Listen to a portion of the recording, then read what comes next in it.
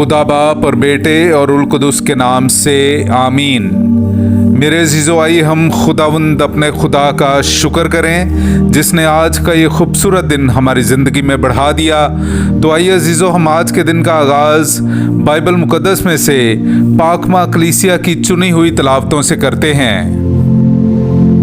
खुदा ने उसी यीशु को ज़िंदा किया जिसके हम सब गवाह हैं। मेरे अज़ीज़ो, हमारे लिए आज की पहली तिलावत रसूलों के अमाल उसका दूसरा बाब 14वीं और फिर 22वीं से 32वीं आयत तक।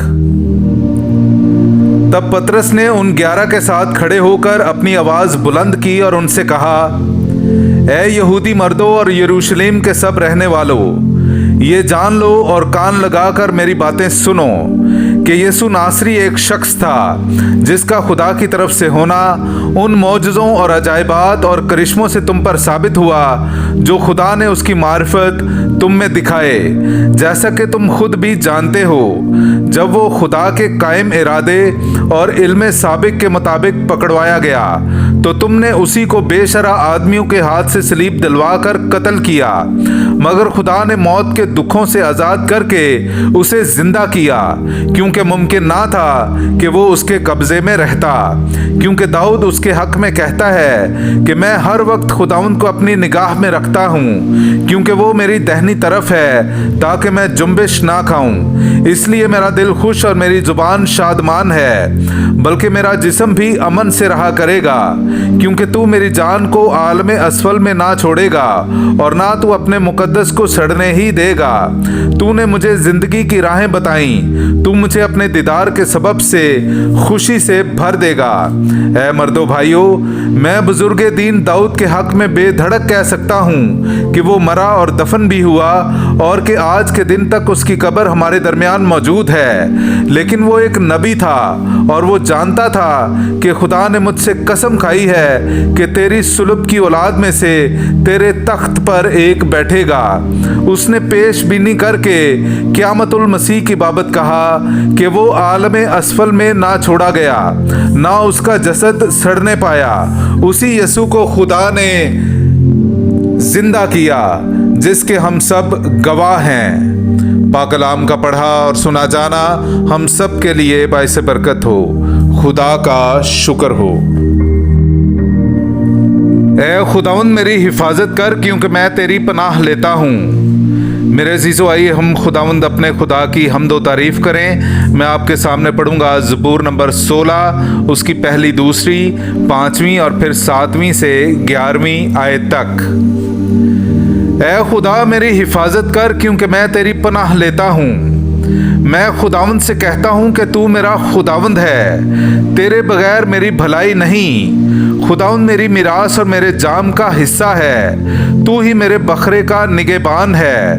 मैं खुदावंद को मुबारक कहता हूँ, क्योंकि उसने मुझे सलाह दी है और रात ही को मेरा कल्ब मुझे नसीहत करता है। मैं हर वक्त खुदावंद को अपनी निगाह में रखता हूँ। जब वो मेरी दाहिनी तरफ है तो मैं जुम्बिश ना खाऊंगा। इसलिए मेरा दिल खुश और मेरी रूह शादमान है, बल्कि मेरा जिस्म भी अमन से रहा करेगा, क्योंकि तू मेरी जान को आलमे असफल में ना छोड़ेगा और ना तू अपने मुकद्दस को सड़ने ही देगा। तू मुझे जिंदगानी की राह, अपने हजूर में खुशी की भरपूरी और अपने दाहिने हाथ पर दायमी सरूर दिखाएगा। पाक कलाम का पढ़ा और सुना जाना हम सब के लिए बाइस बरकत हो। खुदा का शुक्र हो। हालेलुया। ये वही दिन है जिसे खुदावंद ने मुकर्रर किया है। हम उसके बारे में शादमान हों और खुशी मनाएं। हालेलुया।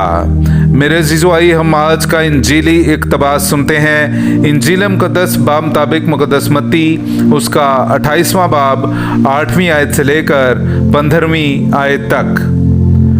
और वो खौफ और बड़ी खुशी के साथ कब्र से जल्द रवाना हुई और उसके शागिर्दों को खबर देने दौड़ गईं। और देखो, यीशु उन्हें मिला और कहा, सलाम।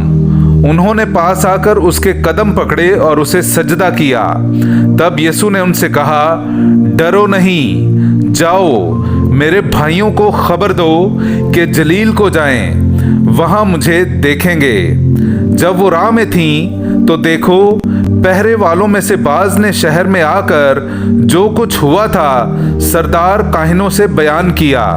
तब उन्होंने बुजुर्गों के साथ इकट्ठे होकर मशवरा किया और उन सिपाहियों को बहुत से मिसकाल दिए और कहा, तुम ये कहो कि रात को जब हम सो रहे थे उसके शागिर्द आकर उसे चुरा ले गए, और अगर ये हाकिम के कान तक पहुंचे तो हम उसे समझाकर तुम्हें खतरे से बचा लेंगे।